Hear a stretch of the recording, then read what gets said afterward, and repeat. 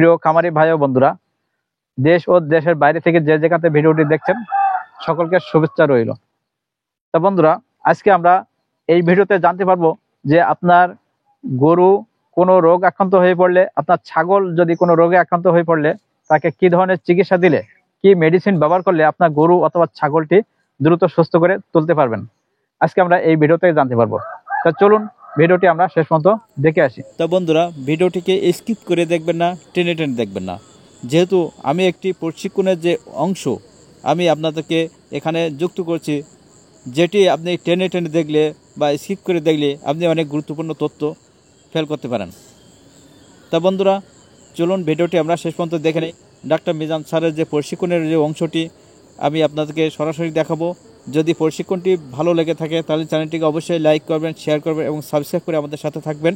তা চলুন, এই প্রশিক্ষণের অংশটি আমি দুইটি পর্বে দেখাবো। আজকে আমি প্রথম পর্বে আপনাদের সাথে শেয়ার করতে যাচ্ছি। তা চলুন ভিডিওটি আমরা শেষ পর্যন্ত দেখে নেই। এই যে ওষুধ, এটার নাম হলো অক্সিলিন ব্যাট। ছোট করে দেখেন, এর ভিতরে লেখা আছে অ্যামোক্সিসিলিন। তার মানে এটা হলো অ্যামোক্সিসিলিন জাতীয় অ্যান্টিবায়োটিক। এটা হলো প্রেগনেন্সি সেফ বা গর্ভাবস্থায় সবচেয়ে ভালো নিরাপদ অ্যান্টিবায়োটিক।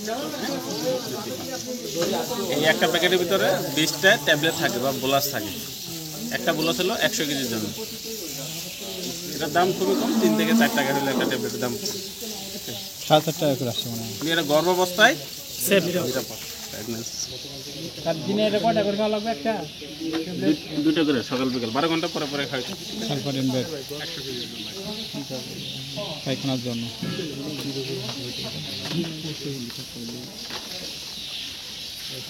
আমরা ওষুধের মধ্যে একটা বলছিলাম যে সালফার গ্রুপের ওষুধ আছে।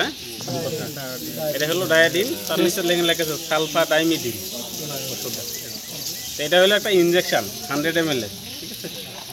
আর এটাও সালফাডাইডিন, এটা হলো বোলাস বা ট্যাবলেট ফর্মে। তাহলে এটা ট্যাবলেট, ইনজেকশন, পাউডার সব ফর্মে পাওয়া যায়। আমরা ডোজ বলছিলাম 3 থেকে 5 কেজির জন্য 1 মিলি করে ওষুধ দিতে হবে। তো আমরা মাংসের শিরা সব জায়গায় দেওয়া হয়।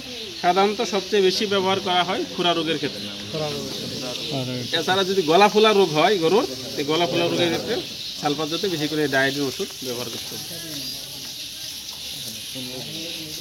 হ্যাঁ,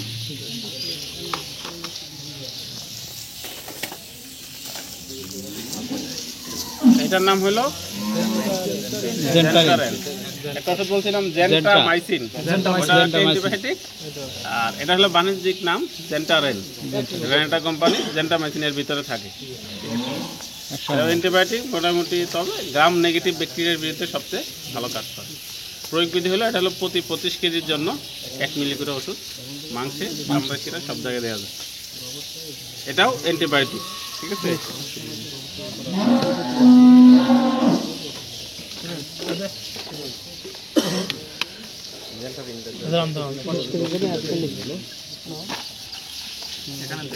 এটার নাম হলো অগমেন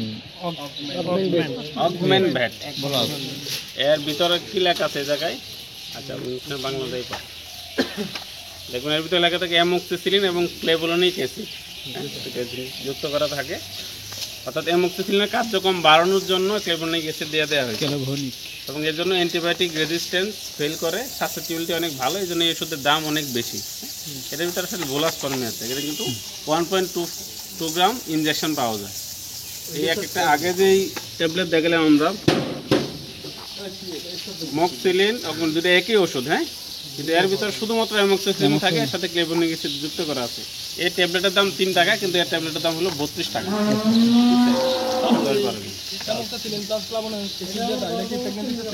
হ্যাঁ, একটা বোলাসের দামই 32 টাকা পড়বে।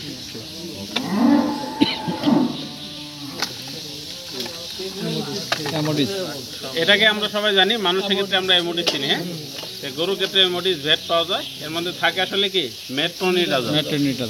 মেট্রোনিডাজল হলো একটা অ্যান্টি প্রোটোজোয়াল ড্রাগ, অর্থাৎ প্রোটোজোয়ার বিরুদ্ধে যে কোনো প্রোটোজোয়া জনিত সমস্যা হয়, বি কোলাই, ব্যালান্টিডিয়াম কোলাই দিয়ে কিছু সমস্যা হয় গরুতে, সেগুলোর ক্ষেত্রে এই এমোডিস ব্যবহার করা হয়।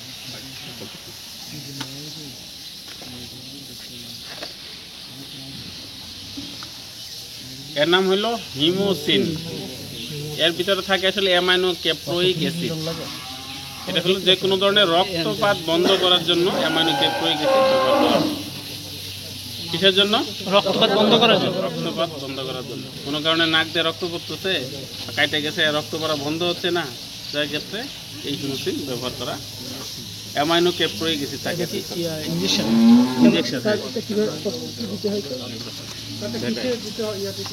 এর ভিতরে এটা হলো অ্যাম্পুলটা হলো 10 ml এর, ঠিক আছে। এটা শিরায় দেওয়া যায়, তারপরে যে জায়গায় কেটে গেছে সে জায়গায় ইনজেকশন দেওয়া যায়, অথবা এটা খাওয়াও দেওয়া যায়। হ্যাঁ, দেওয়া যাবে, রক্তপাত বন্ধ করে। স্যার ট্যাবলেট আছে না স্যার? ইনজেকশন এটা সাধারণত 20 কেজির জন্য 1 মিলি করে ইনজেকশন দিতে হবে।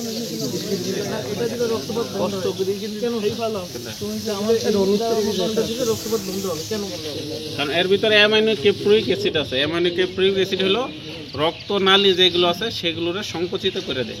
রক্তনালী সংকুচিত করে সে জায়গায় রক্ত ফ্লো কমে যাবে, রক্ত পড়া বন্ধ হয়ে যাবে।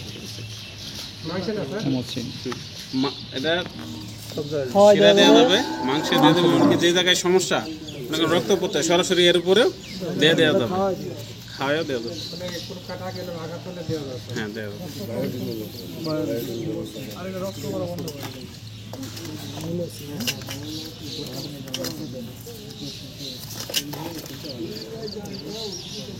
এই ওষুধের নাম হলো রেনামাইসিন এল। এর ভিতরে থাকে অক্সিটেট্রাসাইক্লিন। এটাও একটা অ্যান্টিবায়োটিক, ব্রড স্পেকট্রাম অ্যান্টিবায়োটিক। মোটামুটি সব ধরনের রোগের বিরুদ্ধেই এটা কাজ করে। এটা এলে মানে লং অ্যাক্টিং, একবার ইনজেকশন দিলে আবার 72 ঘন্টা পরে আবার ইনজেকশন দিতে হয়। এটা খুবই ঘন ওষুধ এবং গভীর মাংসপেশিতে, যে জায়গায় মাংসপেশি বেশি সে জায়গায় দিতে হবে। শরীরে দিলে অনেকক্ষণ জ্বলাজ্বলি করবে, ইরিটেশন দিবে, শরীরে ধরে। এই জন্য মাংস যে জায়গায় গভীর, যে মাংস বেশি এই জায়গায় ইনজেকশন দিতে হবে। 10 কেজির জন্য 1 মিলি। বুঝি নাই? না না, বললাম তো এটা ব্রড স্পেকট্রাম অ্যান্টিবায়োটিক একটা। হ্যাঁ, যে কোনো ধরনের ব্যাকটেরিয়াজনিত রোগের ক্ষেত্রে ব্যবহার করা যাবে। পাতলা রোগ হয়েছে ব্যবহার করে দেবো, তরকার রোগ ব্যবহার করা যাবে, সবার বিরুদ্ধে কাজ করে। তবে এটা অনেক বেশি ব্যবহার করার কারণে এটা রেজিস্ট্যান্স ব্লক করতেছে, র্যান্ডমলি ইউজ করার কারণে।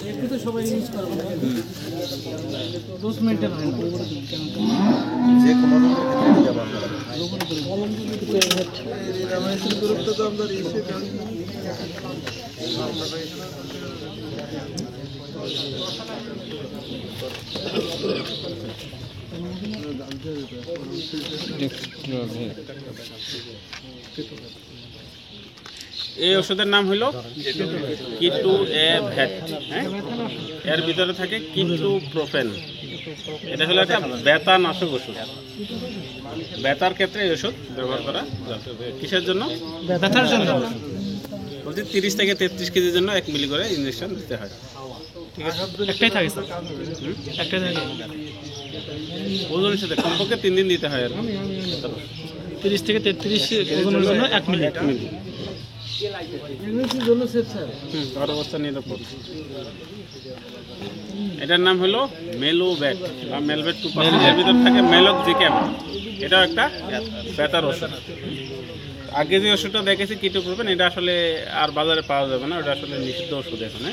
এখন মেলভেটটা পাওয়া যাবে। এখন এই মেলক্সিক্যাম গ্রুপের ওষুধ পাওয়া যাবে, মেলভেট। এটা এরা যেটা বানাইছে 2%-এর ক্ষেত্রে মেলক্সিক্যাম হলো 40 কেজির জন্য 1 মিলি করে বানাইছে। 40 কেজি। তবে ভালো হয় 30 থেকে 33 কেজির জন্য 1 মিলি ফলো করলে সবচেয়ে ভালো রেজাল্ট পাওয়া যায়। ব্যথা জ্বর যেটা করবে ব্যথার জন্য, হ্যাঁ, যে কোনো ধরনের। আর সাধারণত ব্যথার ওষুধগুলো জ্বরে কিছু কাজ করে। বলতেছি যে যেমন ব্যথার ওষুধ মানুষ খালি পেটে খান, সেক্ষেত্রে গরুর পেট তো সবসময় ভরাই থাকে। হ্যাঁ, গরুর পেট আসলে খালি থাকে না, আর গরুর যে পেটে, মানুষের পেটের সাথে অ্যাসিডিটি একটা সম্পর্ক আছে বিশাল। গরুর পেট অ্যাসিডিক না, ওটা রুমেন থাকে। রুমেনের পিএইচ 5.5 থেকে 6.5 এর রেঞ্জের মধ্যে, কিন্তু মানুষের হলো হাইলি অ্যাসিডিক। বন্ধুরা, ভিডিওটি যদি ভালো লেগে থাকে তাহলে চ্যানেলটিকে অবশ্যই লাইক করবেন, শেয়ার করবেন এবং সাবস্ক্রাইব করে আমাদের সাথে থাকবেন। যেহেতু আমি গাভী পালন এবং ছাগল পালন, হাঁস মুরগি পালন নিয়ে কৃষি বিষয়ের উপর যে ভিডিওগুলো দিয়ে থাকি, এগুলো আপনি সবার আগে দেখতে পারেন, জানতে পারেন। আশা করি ভালো থাকুন, সুস্থ থাকুন। ভিডিওটি আজকের মতন এখানে শেষ করছি। আল্লাহ হাফেজ।